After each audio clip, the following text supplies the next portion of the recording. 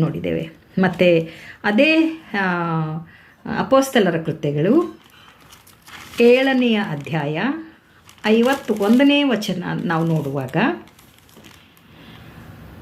ಅದು ಮೊದಲು 6ನೇ ವಚನ 6ನೇ ಅಧ್ಯಾಯ 8ನೇ ವಚನದ ಮೇಲೆ ತಲೆಬರಹ ಇದೆಯಲ್ಲ, ಅಲ್ಲಿ ನೋಡುವಾಗ ದೇವದೂಷಣೆ ಮಾಡಿದನೆಂದು ಕೆಲವರು ಸ್ತೆಫನನ ಮೇಲೆ ತಪ್ಪು ಹೊರಿಸಿದರು. ದೇವದೂಷಣೆ, ಅವನು ಪ್ರತಿವಾದ ಮಾಡಿದ ಮೇಲೆ ಮರಣವನ್ನು ಹೊಂದಿದ್ದು ಅಂತ. ದೇವದೂಷಣೆ ಮಾಡುವಂಥದ್ದು, ಪವಿತ್ರಾತ್ಮನನ್ನು ದೂಷಿಸುವಂಥದ್ದು. ಈಗ ನಾವು 7ನೇ ಅಧ್ಯಾಯ 51ನೇ ವಚನಕ್ಕೆ ನಾವು ಬರುವಾಗ, ಚಂಡಿಗಳೇ, ಮನಃಶುದ್ಧಿಯೂ ಕರ್ಣಶುದ್ಧಿಯೂ ಇಲ್ಲದವರೇ, ನಿಮ್ಮ ಪಿತೃಗಳು ಹೇಗೋ ಹಾಗೆಯೇ ನೀವು ಯಾವಾಗಲೂ ಪವಿತ್ರಾತ್ಮನನ್ನು ಎದುರಿಸುವವರಾಗಿದ್ದೀರಿ ಎಂದು.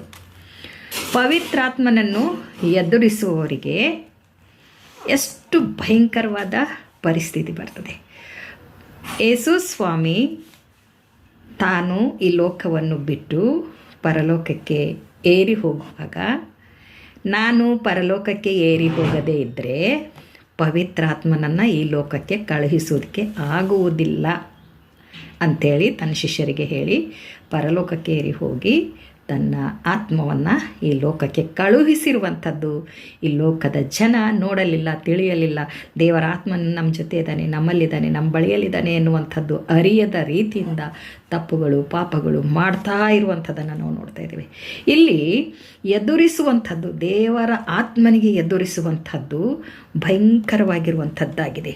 ಇಲ್ಲಿ ಸ್ತೆಫನನು ಆ ರೀತಿಯಾಗಿ ಎದುರಿಸಿದನು ಅಂಥೇಳಿ ಜನರು ಅವನನ್ನು ಕೊಂದುಬಿಟ್ರು. ಆದರೆ ಸ್ತೆಫನನು ದೇವರ ಆತ್ಮನನ್ನು ಎದುರಿಸಿದವನಲ್ಲ. ಆದರೆ ಜನರು ಸುಳ್ಳು ಹೇಳಿ ಸ್ತೆಫನನು ದೇವರ ಆತ್ಮನನ್ನು ಎದುರಿಸಿದ್ದಾನೆ ಅಂತ ಹೇಳುವವರಾಗಿದ್ದಾರೆ.